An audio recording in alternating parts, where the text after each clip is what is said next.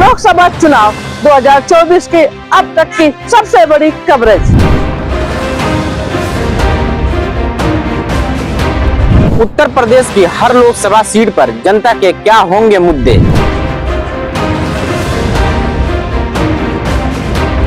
किस मुद्दे पे जनता इस बार वोट डालेगी।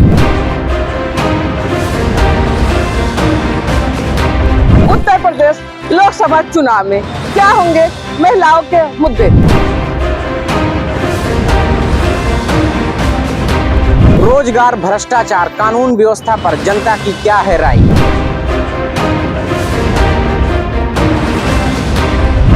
देखते रहिए हमारे साथ फर्क इंडिया न्यूज चैनल पर। नमस्कार दोस्तों, इस वक्त मैं मौजूद हूं बस्ती में और हमारे साथ समाजवादी पार्टी के बस्ती के उम्मीदवार राम प्रसाद चौधरी जी हैं। 5 बार के विधायक हैं, पूर्व मंत्री भी हैं।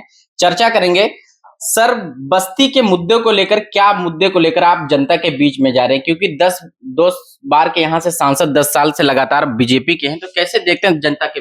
देखिए, मैं राजनीति में 40 वर्षों से इसी बस्ती की धरती पर कभी गन्ने के भुगतान को लेके, कभी गन्ने के दाम को लेकर के, कभी मिल चलाने को लेकर के, कभी कोई अधिकारी अन्याय, अत्याचार, जुर्म जाति किया तो उसके खिलाफ इसी धरती पर रह के मैंने संघर्ष करने का काम किया।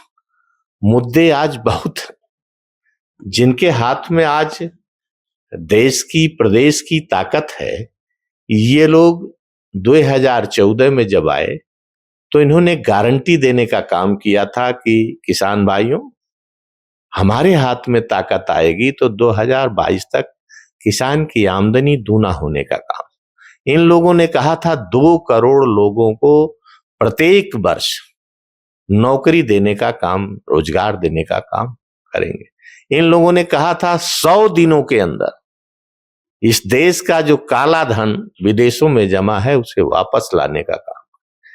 इन्हीं लोगों ने गारंटी देने का काम किया था कि इस देश से भ्रष्टाचार समाप्त करने का काम, और इन्हीं लोगों ने गारंटी देने का काम किया था कि महंगाई समाप्त करने का काम। न किसान की आमदनी दूना हुई, न नौजवानों को 2 करोड़ प्रत्येक वर्ष रोजगार मिला, न इस देश में जो बाहर जमा था काला धन न वापस आया, और न ही देश से भ्रष्टाचार खत्म हुआ, और न ही महंगाई समाप्त हुई। महंगाई हमको लगता है कि 10 गुना बढ़ गई। सर, इतना सब कुछ होने के बाद भी प्रधानमंत्री जी ने मोदी गारंटी का एक श्लोक दिया है। पूरी भारतीय जनता पार्टी ये श्लोक, ये जिस तरह से इन्होंने इस देश के लोगों को, इस प्रदेश के लोगों को, इस जनपद के लोगों को सपना दिखाने का काम किया था, आज एक फिर नया सपना लेके, फिर नई गारंटी लेके इस चुनाव में, 2024 के चुनाव में एक नई गारंटी अब कह रहे हैं 2047 तक ये देश विश्व गुरु बन जाएगा, ये देश विकसित हो जाएगा, विकासशील देश की श्रेणी में आ जाएगा, विकसित देशों की श्रेणी में आ जाएगा। तो इस तरह से अब एक झूठा आश्वासन कि 2047 तक, जो वादा पिछले इन्होंने 2014 में किया था, तो 2014 10 साल बीत गया, एक भी जमीन पर कोई भी इनका वादा उतरा नहीं।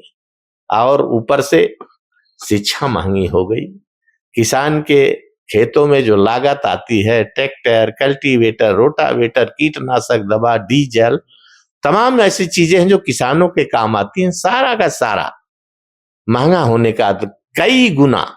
383 रुपए का उस समय आपका गैस सिलेंडर था, आज पहुंच गया 1200। चुनाव आया तो 200 घटा दिए, 1100 आज भी।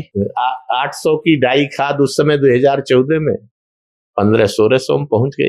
आपने यूरिया खाद से दाम नहीं बढ़ाया, जो हर किसान छोटे बड़े काम आती है, तो उसमें पहले 5 किलो खाद निकाल लिया, अब फिर 5 किलो निकाल लिया, 40 किलो की बोरी हो गई।